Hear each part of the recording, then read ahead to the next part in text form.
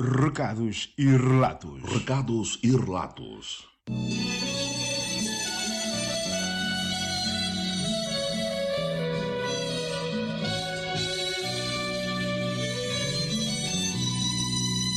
Quem terá a volta da fogueira poder sentar? Venha singular a luz do luar e ouvir as melhores histórias, Poesias radionovelas e muita música para relaxar. Ouvir contar contos de Xangri-Lá e todas as estrelas lá do céu somar. Aqui você encontra um passado transformado no presente. Recados e relatos. Recados e relatos.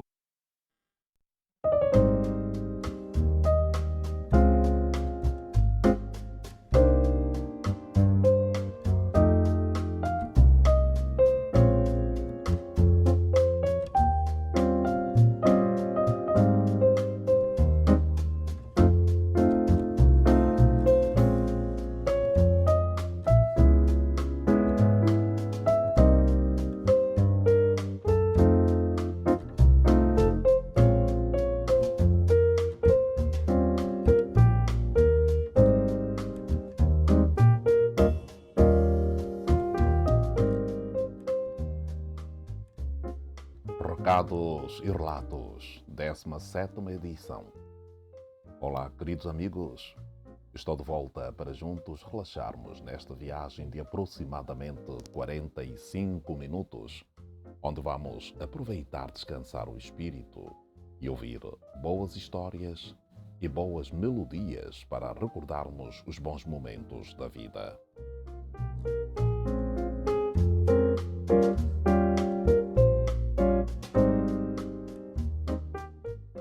Teremos o segundo capítulo da radionovela Desesperados. Acompanhe esta linda novela que tem um final de superação muito emocionante. Como sempre, antes, vamos agradecer a Deus pela benção do dia a dia.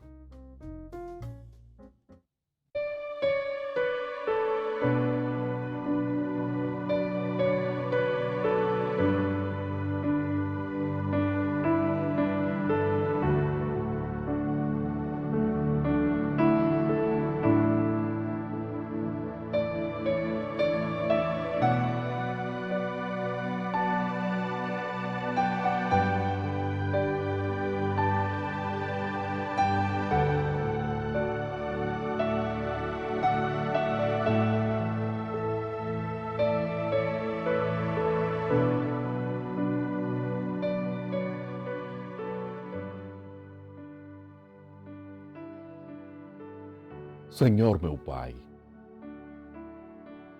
livra-me dos caminhos traiçoeiros, livra-me dos meus inimigos, livra-me dos pensamentos negativos, livra-me da inveja, dos invejosos, livra-me das decepções, livra-me das doenças e desemprego, livra-me das calúnias e dissolução familiares.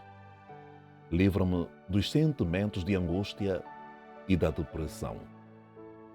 Livra-me de não poder honrar meus compromissos, da falta de dinheiro, da falta do pão, da falta de moradia.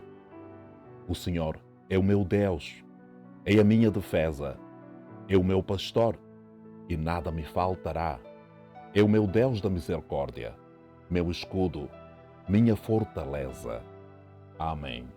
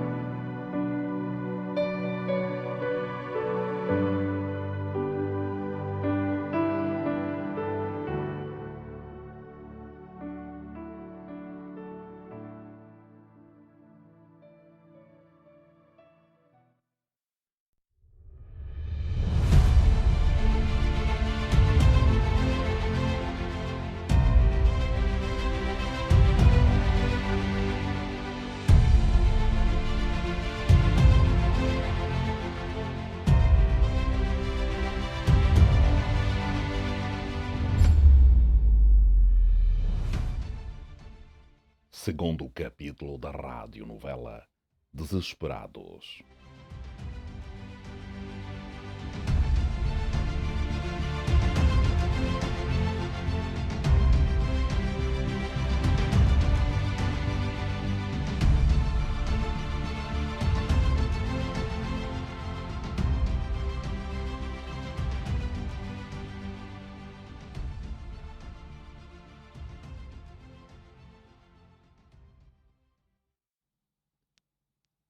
Estava a meio do caminho e tinha de tomar uma decisão se ficava ou deixava o trabalho.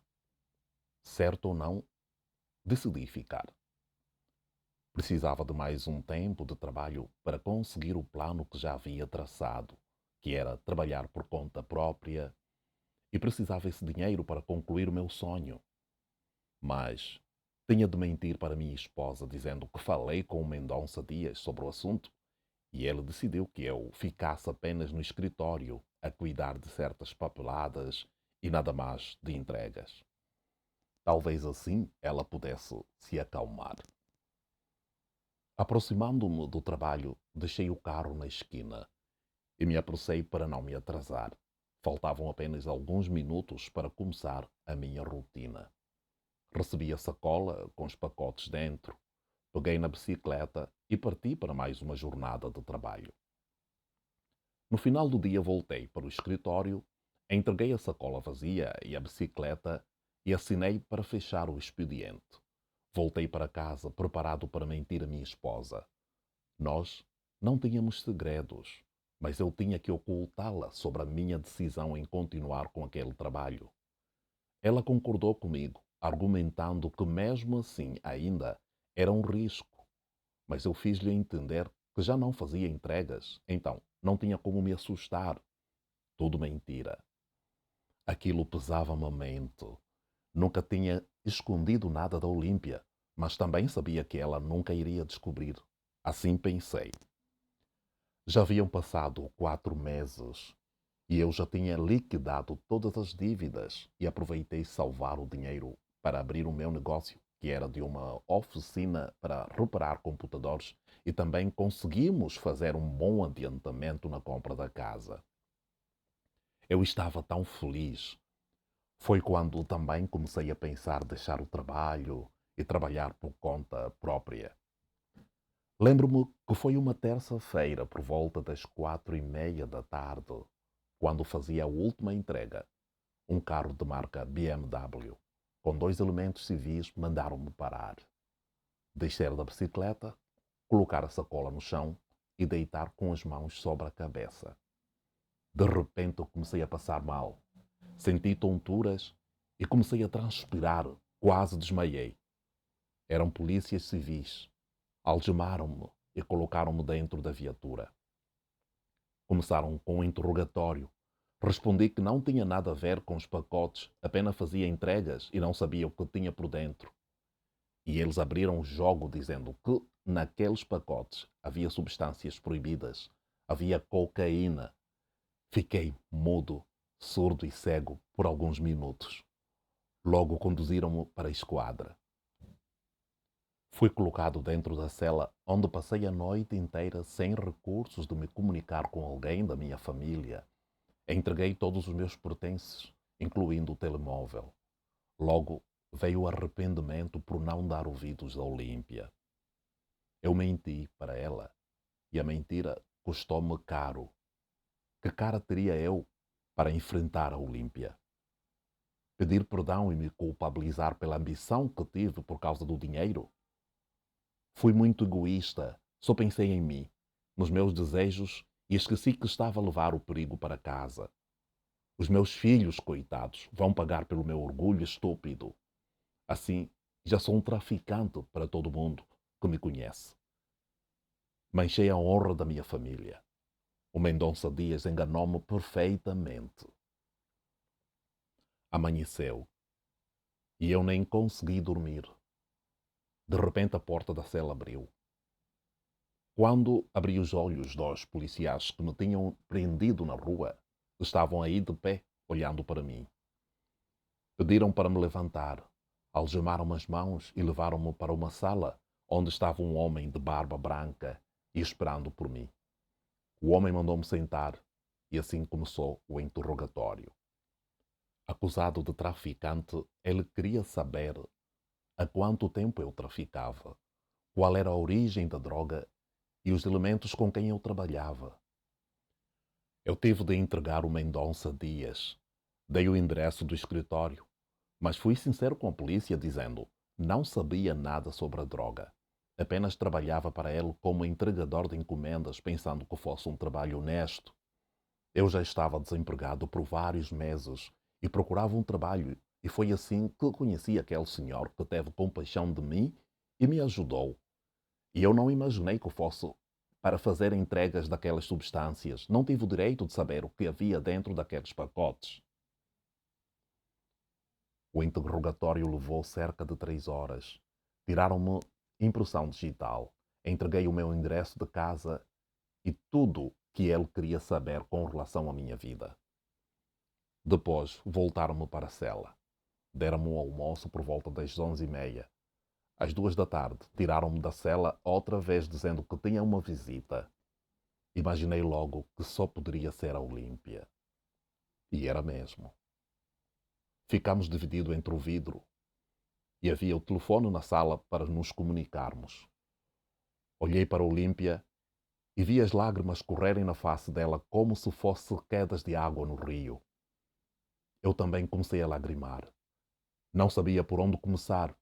Fiquei mudo e ela olhando para mim, esperando o que eu tinha para lhe dizer. Mas ela, depois de alguns minutos, soltou algumas palavras dizendo: "Por que você mentiu para mim?" Me mantive calado. Não sabia o que responder. Ela continuou: "Estou destruída. Você acabou com a minha vida. Não confiou em mim, mesmo te pedindo e rogando para deixares aquele trabalho. Mesmo sabendo do risco que estavas a correr, você não pensou em mim e nos nossos filhos. Foste muito orgulhoso pensando no dinheiro fácil e sujo. E agora, Carlos, este é o presente que tens para dar à nossa família. Os teus filhos choram e eles aperceberam-se de tudo quando a polícia chegou em casa às 5 da manhã procurando se havia alguns pacotes escondidos. Vascularam tudo quanto é canto, o que assustou muitos meninos que nem puderam ir à escola neste dia. Carlos, o seu desespero te levou para o abismo, meu amor. Destruíste a nossa família. Todo mundo no bairro apercebeu-se do que aconteceu. Nem consigo olhar para a cara das pessoas." Continuei calado até que a Olímpia se levantou e retirou-se da sala de visitas. O que eu deveria falar? Nada. Absolutamente nada. Era tudo culpa minha. Tive como evitar aquela tragédia, mas o orgulho do dinheiro tomou conta de mim e caí na desgraça. Uma semana depois, eu continuava preso naquela cela. Voltei a receber a visita da Olímpia, que me trouxe novidades sobre o caso. Ela já estava a tratar com o advogado. Fiquei mais feliz que poderia provar a minha inocência. Ela pediu-me muita calma e pediu-me também que rezasse muito todos os dias. Eu cumpri com toda aquela orientação da minha esposa, que antes pensei que fosse me abandonar naquele lugar onde já não sabia distinguir o sol da lua, nem sabia em que dia da semana e do mês estava. Dias depois fiquei mais aliviado quando recebi a visita do advogado, que explicou-me que tudo estava a ser resolvido para que eu pudesse depor em tribunal, onde deveria fazer a acusação contra o Mendonça Dias. Fiquei enfurecido por saber que voltaria a ver a cara daquele bandido que me fez de pateta e estragou a minha vida, mas tinha de depor para mostrar o quanto fui enganado. Na prisão os dias estavam a ser muito duros para mim. Eu nunca tinha sido preso na minha vida. Nunca enganei ninguém. Emagreci muito só de pensar na situação que eu estava a passar. Só queria sair daí, ir embora para casa, ver os meus filhos e abraçá-los, esperando que eles me perdoassem. Quanto a Olímpia, Eu sabia que tinha aberto uma ferida no peito dela, mas precisava ajudá-la a fechar aquela ferida. Precisava que ela me perdoasse. Eu estava me preparando para pagar pelo meu erro. Falhei muito por não aceitar o conselho dela e me ferrei feio. Havia muita dificuldade lá em casa e eu precisava levar o pão para alimentar a família. E não tive outra alternativa em aceitar aquele maldito emprego que parecia verdadeiro aos meus olhos. Mas, no final, ganhei o pão que o diabo amassou. Perdi o meu caráter, a minha dignidade e sabia que não seria mais aquele homem respeitado pela vizinhança. Mas o importante para mim não era como as pessoas iriam olhar para mim. O mais importante era ganhar a confiança da minha família. Só eles poderiam compreender a razão da minha prisão, o motivo que me levou até lá. Mais uma vez voltei a receber a visita do advogado, trazendo notícias sobre o dia da audiência e me orientando sobre os procedimentos que seriam apresentados para a minha defesa. Na mesma noite, peguei na Bíblia que me tinha sido dado pela Olímpia a quando da sua segunda visita e orei a noite inteira pedindo a Deus que me perdoasse por tudo e que eu merecia o castigo que estava pagando, mas jurei que não tinha conhecimento do que estava dentro dos pacotes. Eu não frequentava a igreja, mas sempre acreditei no Criador. Então, tinha fé que o meu perdão seria atendido por Deus. Meditei o Salmo 51, onde encontrei o conforto, falando com Deus nas seguintes palavras: Tem misericórdia de mim, ó Deus. Segundo a tua benignidade, apaga as minhas transgressões, segundo a multidão das tuas misericórdias. Lava-me completamente da minha iniquidade e purifica-me do meu pecado, porque eu conheço as minhas transgressões e o meu pecado está sempre diante de mim. Naquela noite senti que não estava sozinho naquela cela. Parecia estar acompanhado de algum visitor porque eu estava tão seguro sobre o meu perdão. Tinha a impressão de ouvir alguém me dizendo apenas reze e não perca a fé, que a esperança jamais te vai decepcionar. Adormeci sentado e já passava das 9 da manhã quando o barulho das chaves do carcereiro despertou-me, abrindo a porta da cela para servir o pequeno almoço. Fui avisado que a minha audiência estava marcada para as 10 horas do dia seguinte, mas antes estava esperando pela Olímpia que tinha de trazer a roupa que deveria usar para ir ao tribunal. Dia 26 de junho de 2003, às 8 da manhã, eu estava pronto para atender a audiência. Me sentia desconfortável. Estava um pouco nervoso para saber que faltavam apenas 2 horas para voltar a ver o rosto de quem me enganou, me fez de otário e me atirou por detrás das grades. Mas a única forma que me faria bem melhor era provar a minha inocência e assim fechar aquela página rasgada da minha vida. Assim aconteceu a audiência naquele dia. Acompanhado do meu advogado, fomos para o tribunal, onde encontramos a Olímpia esperando por nós no corredor. Logo ela correu ao meu encontro e abraçou-me com muita força e disse-me: Meu amor, Deus é maior e Ele estará com você nesta audiência. Apenas confie na sua fé. Naquele exato momento, os meus olhos encheram-se de lágrimas. Fiquei muito emocionado ao saber que a minha esposa compreendeu a razão que me levou a aceitar aquele emprego. Ela sabia que fui enganado, sabia da minha inocência e sabia o quanto eu o amava e que não havia segredo entre nós. Apenas um momento de desespero venceu a minha confiança. Quando entramos na sala, estava o Mendonça Dias do lado direito com seu advogado. Nossos olhos se cruzaram por alguns instantes. Deu-me uma raiva, mas me acalmei e sentei. Começou então a audiência onde fui questionado sobre todo o meu envolvimento com aquela empresa imunda.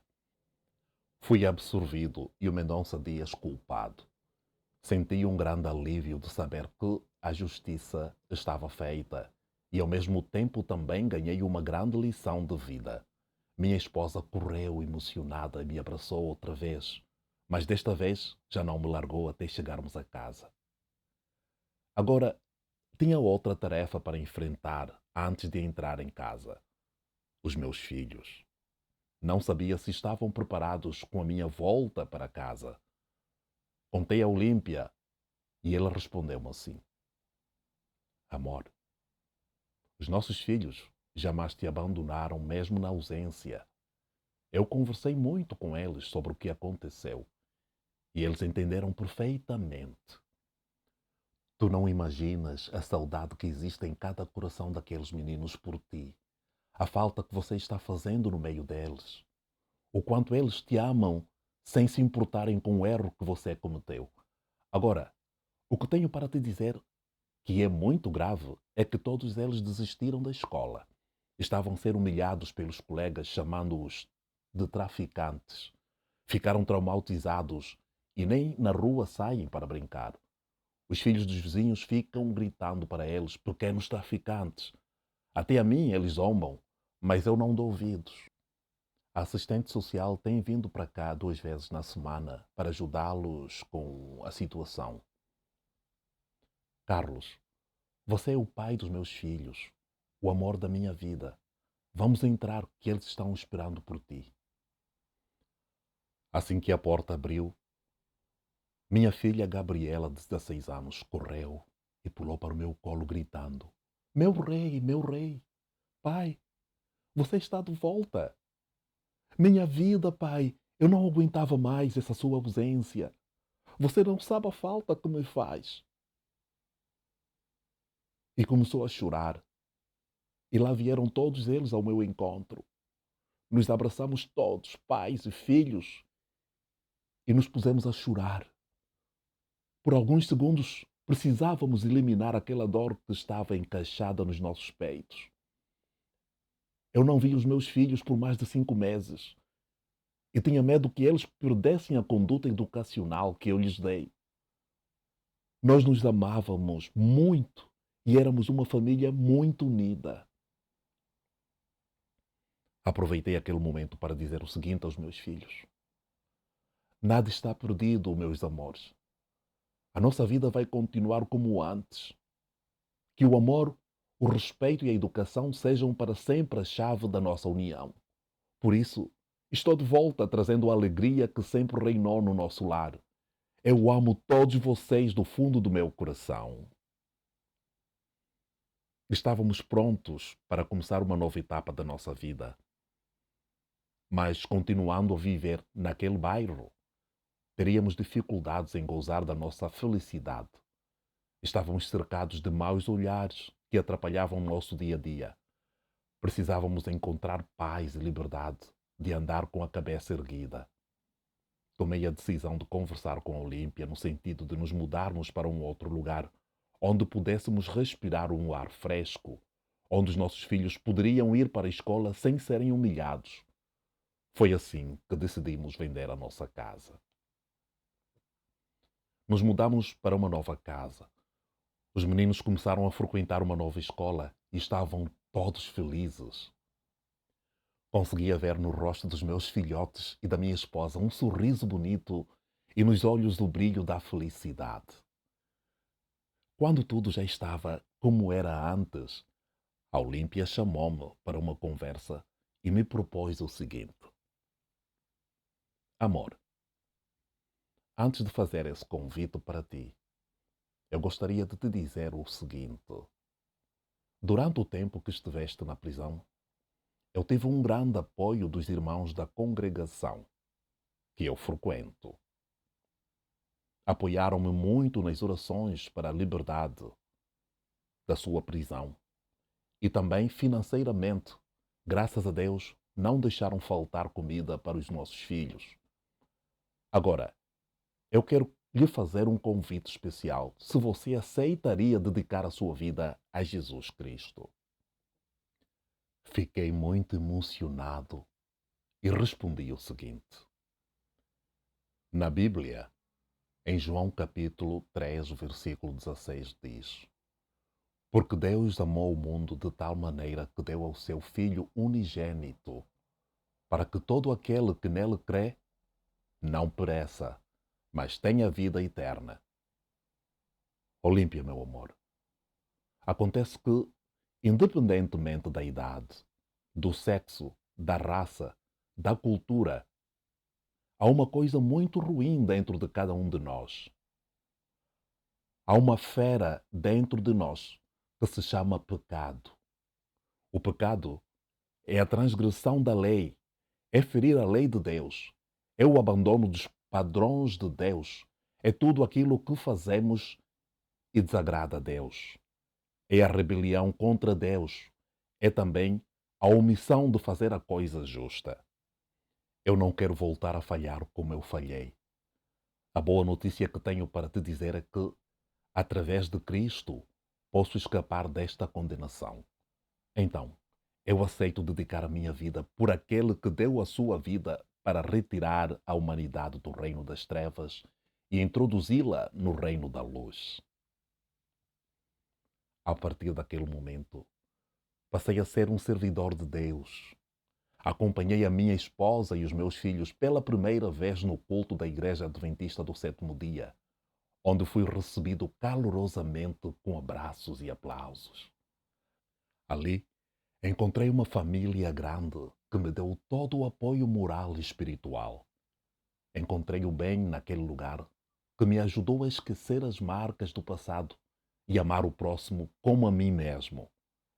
Então, comecei a compreender que o amor é bem-vindo quando você partilha com outras pessoas.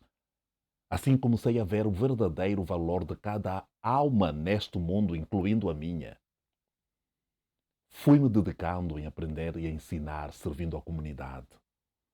Apresentei o meu projeto para a direção pastoral, que foi aprovado, e logo de imediato deram-me um emprego como professor de informática na igreja, onde comecei a dar aulas aos jovens que precisavam aprender a trabalhar com computadores. O importante aí era passar a minha experiência para quem precisava aprender. Aquilo, sim, era amor ao próximo. Era solidariedade a custo de nada. Eu estava vivendo o melhor momento da minha vida junto da minha família e das pessoas que nos rodeavam.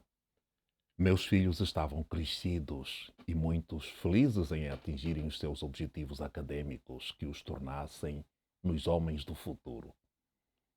Minha primogênita Gabriela, nesta altura, já tinha completado 22 anos e estava no último ano do curso de Direito, fazendo advocacia. A Lúcia seguiu os meus passos. Estava fazendo carreira em ciências da informática, enquanto os gêmeos, que sempre tiveram o desejo de um dia serem professores universitários, também estavam bem encaminhados. A Tinda tinha o dom de cantar, então estava estudando música. Minha esposa havia conseguido um emprego como auxiliar de idosos. Era tudo uma maravilha. Muito tempo passou e muita coisa surgiu.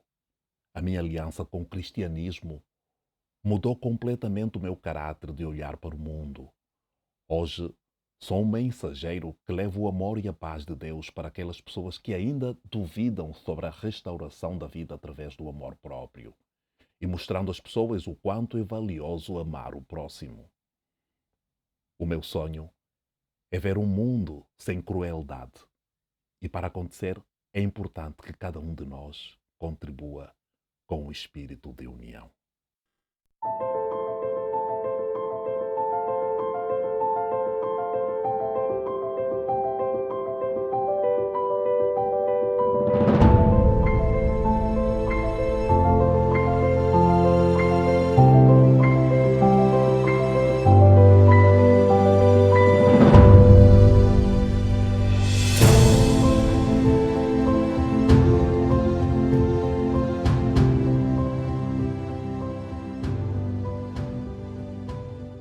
E aqui termina o segundo e último capítulo da radionovela Desesperados.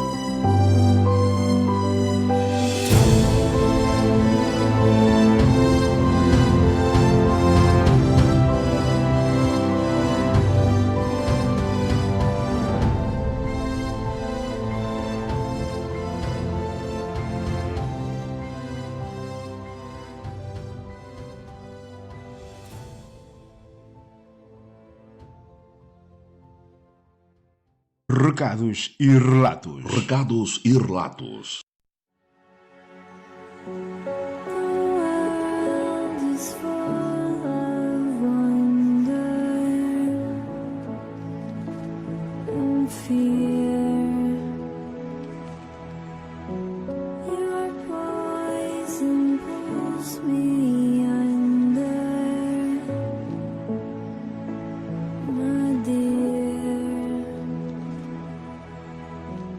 Once upon a time,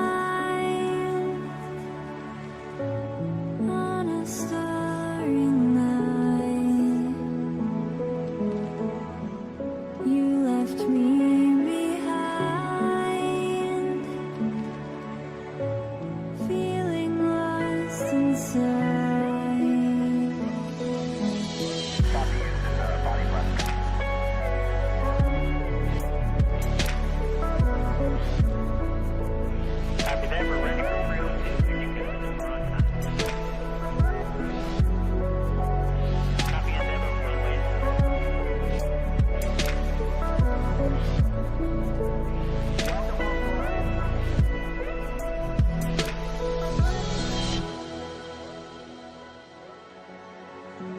So it comes to this. Can I let go?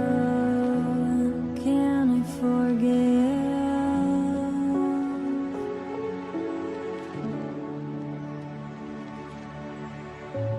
Fall into the sky.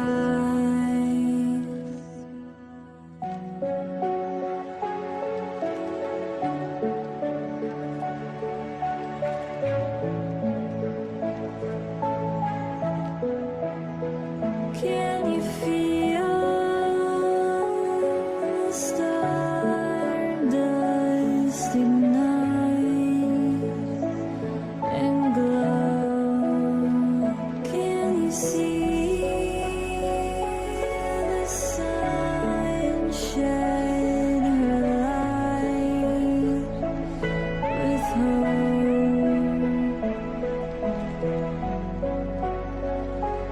But we still keep spinning around.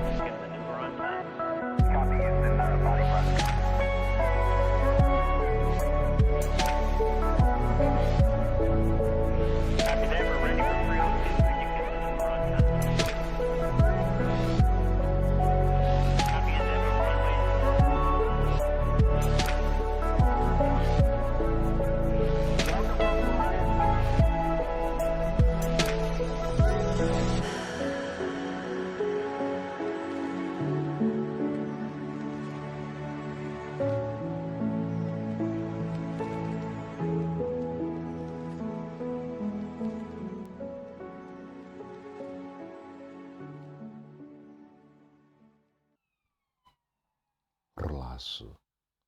Aproveite o momento para descansar a mente e o corpo.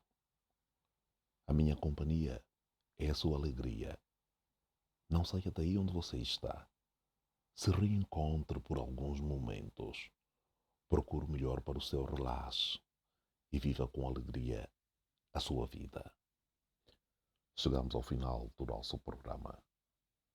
Desejo para todos vocês um dia abençoado. Abraços.